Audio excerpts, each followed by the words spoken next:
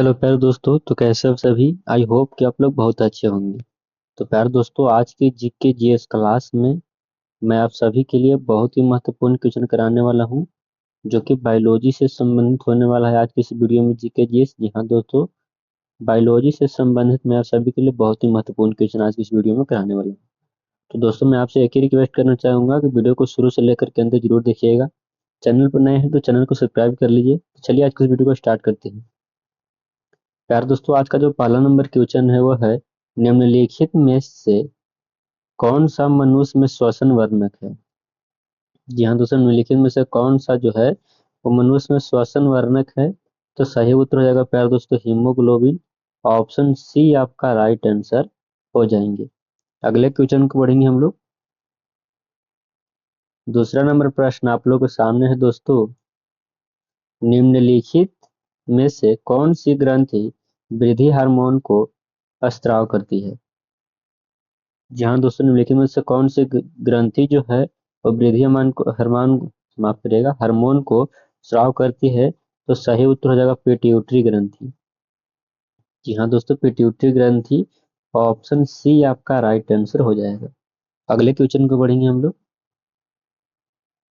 3 number question आप लोग देख सकते हैं। 3 नंबर प्रश्न क्या कहता है, प्राकृतिक, जी हाँ दोस्तों, प्राकृतिक वर्णवाद, जहाँ दोस्तों प्रकृति वर्णवाद यानी नेचुरल सिलेक्शन से विशेष संबंध किसका था। तो दोस्तों विशेष संबंध चार्ल्स डार्विन जी का है, यानी ऑप्शन ए आपका राइट आंसर हो जाएंगे।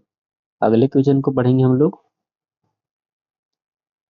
4 नंबर क्वेश्चन आप लोग के सामने है दोस्तों, निम्नलिखित में से कौन सा ऊतक घाव भरने में सहायक होता है।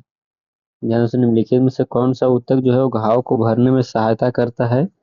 तो सही उत्तर हो जाएगा प्यारे दोस्तों एपिथेलियमी ऊतक जो है वो घाव भरने में सहायता करता है, यानी ऑप्शन ए आपका राइट आंसर हो जाएंगे। अगले प्रश्न को देखेंगे हम लोग। 5 नंबर क्वेश्चन आप लोग के सामने है दोस्तों, निम्नलिखित में से कौन सा कौन एक शरीर को गर्म रखने हेतु उत्तरदायी है। जी हाँ दोस्तों, निम्नलिखित में से कौन जो है वो शरीर को गर्म रखने के लिए उत्तरदायी है। तो सही उत्तर हो जाएगा दोस्तों वसामय ऊतक, याद रखिएगा, वसा वसामय ऊतक याद रखिएगा, नहीं ऑप्शन सी आपका राइट आंसर हो जाएंगे। 6 नंबर क्वेश्चन आप लोग के सामने है। 6 नंबर क्वेश्चन को देख सकते हैं, हैवर्सियन तंत्र पाया जाता है। जी हाँ दोस्तों, हैवर्सियन तंत्र किस में पाया जाता है। तो याद रखिएगा कि हैवर्सियन तंत्र जो पाया जाता है वह स्तनियों के अस्थियों में पाया जाता है। जी हाँ दोस्तों, स्तनियों के अस्थियों में। ऑप्शन सी आपका राइट आंसर हो जाएंगे। अगले प्रश्न को देखेंगे हम लोग। 7 नंबर प्रश्न आप लोगों के सामने है दोस्तों, फेफड़ों को ढकने वाला आवरण क्या कहलाता है। जी हाँ दोस्तों, फेफड़ा को ढकने वाला आवरण क्या कहलाता है। तो याद रखिएगा कि फेफड़ा को ढकने वाला आवरण प्लूरा कहलाता है। जी हाँ दोस्तों, प्लूरा कहलाता है फेफड़ा फेफड़ा को ढकने वाला, यानी ऑप्शन बी आपका राइट आंसर हो जाएगा। 8 नंबर क्वेश्चन आप लोगों के सामने है दोस्तों, दांत का शिखर किसका बना होता है। जी हाँ दोस्तों, दांत का शिखर किसका बना होता है। तो दांत का शिखर एनामिल का बना होता है, याद रखिएगा एनामिल। ऑप्शन सी आपका राइट आंसर हो जाएंगे। अगले प्रश्न को देखेंगे। 9 नंबर क्वेश्चन आप लोगों के सामने है दोस्तों, दांत मुख्य रूप से किसके बने होते हैं। तो दोस्तों दांत मुख्य रूप से डेंटाइन का बना होता है, याद रखिएगा डेंटाइन। ऑप्शन बी आपका राइट आंसर हो जाएंगे दोस्तों। अगले प्रश्न को देखेंगे हम लोग। अगला नंबर क्वेश्चन आप लोगों के सामने है, हरगोविंद खुराना को किस क्षेत्र में प्रतिष्ठित नोबेल पुरस्कार मिला था। यहाँ दोस्तों हरगोविंद खुराना को किस क्षेत्र में उनको नोबेल पुरस्कार मिला था। तो याद रखिएगा चिकित्सा विज्ञान के क्षेत्र में उनको नोबेल पुरस्कार मिल चुका है। ऑप्शन बी आपका सही उत्तर हो जाएंगे। अगले क्वेश्चन को बढ़ेंगे हम लोग। 11 नंबर क्वेश्चन आप लोगों के सामने है दोस्तों, निम्नलिखित में से कौन उत्तक का उदाहरण है। जहाँ से निम्नलिखित में से कौन जो है उत्तक का उदाहरण है। तो याद रखिएगा कि रक्त जो है एक तरल संयोजी उत्तक है। ऑप्शन बी आपका सही उत्तर हो जाएंगे। अगले प्रश्न को देखेंगे हम लोग। 12 नंबर क्वेश्चन आप लोगों के सामने है दोस्तों। पायसीकरण पायसीकरण का काम क्या है? तो दोस्तों पायसीकरण वसा के छोटे ग्लोबुलर में उसको तोड़ता है, याद रखिएगा, उसी को कहते हैं। ऑप्शन बी आपका सही उत्तर हो जाएंगे। अगले प्रश्न को देखेंगे। 13 नंबर क्वेश्चन आप लोग के सामने है दोस्तों। थाइमस ग्रंथि नामक हार्मोन का उत्पादन कौन करती है? ध्यान दोस्तों, थाइमस ग्रंथि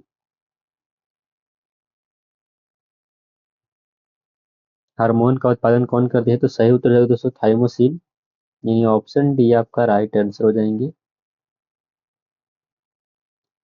14 नंबर क्वेश्चन आप लोगों के सामने है दोस्तों। मानव रक्त का पीएच मान क्या होता है? तो दोस्तों मानव रक्त का पीएच मान थोड़ा क्षारीय होता है, क्योंकि इसका पीएच मान 7.4 होता है, तो ये क्षारीय की कैटेगरी में आता है। ऑप्शन सी आपका राइट आंसर हो जाएंगे। अगला नंबर क्वेश्चन आप लोगों के सामने है। इटाई इटाई रोग के कारण होने का विषाक्तता के कारण होता है, यानी इटाई इटाई रोग जो है किसके कारण से होता है? तो याद रखिए इटाई इटाई रोग जो है कैडमियम के कारण होता है। ऑप्शन ए आपका सही उत्तर हो जाएंगे। अगले प्रश्न को देखेंगे हम लोग। 16 नंबर क्वेश्चन आप लोग के सामने है। निम्नलिखित में से कौन एक बहिस्रावी अंत और अंतःस्रावी ग्रंथि दोनों का कार्य नहीं करता है? तो पिट्यूटरी ग्रंथि काम नहीं करता है, यानी ऑप्शन ए आपका राइट आंसर हो जाएंगे। अगले क्वेश्चन को बढ़ेंगे।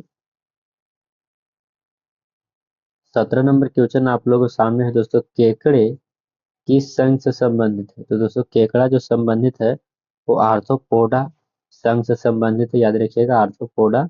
ऑप्शन सी आपका राइट आंसर हो जाएंगे। अगले प्रश्न को देखेंगे हम लोग। 18 नंबर क्वेश्चन आप लोग के सामने है दोस्तों। जन्म के बाद मानव किस ऊतक में कोई कोशिका विभाजन नहीं होता है? ध्यान दोस्तों, जन्म के बाद मानव के किस ऊतक में कोई कोशिका विभाजन नहीं होता है? तो तंत्रिका ऊतक में, याद रखिएगा। ऑप्शन बी आपका सही उत्तर हो जाएंगे। अगले प्रश्न को देखेंगे। 19 नंबर क्वेश्चन आप लोग के सामने है दोस्तों। प्लाज्मा में जल प्रतिशत होता है? तो दोस्तों प्लाज्मा में जल परसेंट 90% होता है, याद रखिएगा 90% जल पाया जाता है। ऑप्शन डी आपका राइट आंसर हो जाएंगे। 20 नंबर क्वेश्चन आप लोग के सामने है। 20 नंबर क्वेश्चन क्या कहता है दोस्तों। आनुवंशिकता के जनक कहे जाते हैं? तो दोस्तों आनुवंशिकता के जनक जो कहा जाता है वो कहा जाता है प्यारे दोस्तों ग्रेगर जॉन मेंडल को, याद रखिएगा। ग्रेगर जॉन यानी मेंडल को कहा जाता है आनुवंशिकता का पिता। ऑप्शन सी आपका राइट आंसर हो जाएंगे। 21 नंबर क्वेश्चन आप लोग के सामने है दोस्तों। किसी जीवित देह के भीतर कोशिका या ऊतक की मृत्यु हो सकती है? या दोस्तों किसी जीवित देह के भीतर कोशिका या ऊतक की मृत्यु को क्या कहा जाता है? तो उसको कहते हैं न्यूट्रोफिलिया, याद रखिएगा न्यूट्रोफिलिया, यानी ऑप्शन ए आपका सही उत्तर हो जाएंगे। अगले प्रश्न को देखेंगे। 22 नंबर क्वेश्चन आप लोगों के सामने है। निम्नलिखित में से कौन सा विटामिन कैल्शियम के अवशोषण में मदद करता है? ध्यान दोस्तों निम्नलिखित में से कौन सा विटामिन कैल्शियम के अवशोषण में मदद करता है? तो विटामिन डी, याद रखिएगा ऑप्शन डी आपका सही उत्तर हो जाएंगे। अगले प्रश्न को देखेंगे हम लोग। 23 नंबर क्वेश्चन आप लोग के सामने है। पत्ता गोभी भोजन कहाँ जमा करती है? तो दोस्तों पत्ता गोभी भोजन जो है पत्तियों में ही जमा करता है। ऑप्शन ए आपका सही उत्तर हो जाएंगे। अगले प्रश्न को देखेंगे हम लोग। 24 नंबर क्वेश्चन आप लोग के सामने है दोस्तों। दांतों के इनामेल के धब्बेदार होने का क्या कारण है? तो दोस्तों उसको धब्बेदार होने का कारण जो है पानी में फ्लोराइड का उच्च स्तर, यानी ऑप्शन सी आपका सही उत्तर हो जाएंगे। अगले प्रश्न को देखेंगे हम लोग। 25 नंबर क्वेश्चन आप लोगों के सामने है। किस ऊतक के नख खुर सींग बने होते हैं? तो दोस्तों कीरेटिन का नख और खून खुर और सींग बने होते हैं, नहीं ऑप्शन सी आपका राइट आंसर हो जाएंगे। 26 नंबर क्वेश्चन आप लोगों के सामने। अनुवांशिक यूनिट अर्थात जीन क्या होते हैं? तो दोस्तों जीन होता है लाइसोसोम में, याद रखिएगा।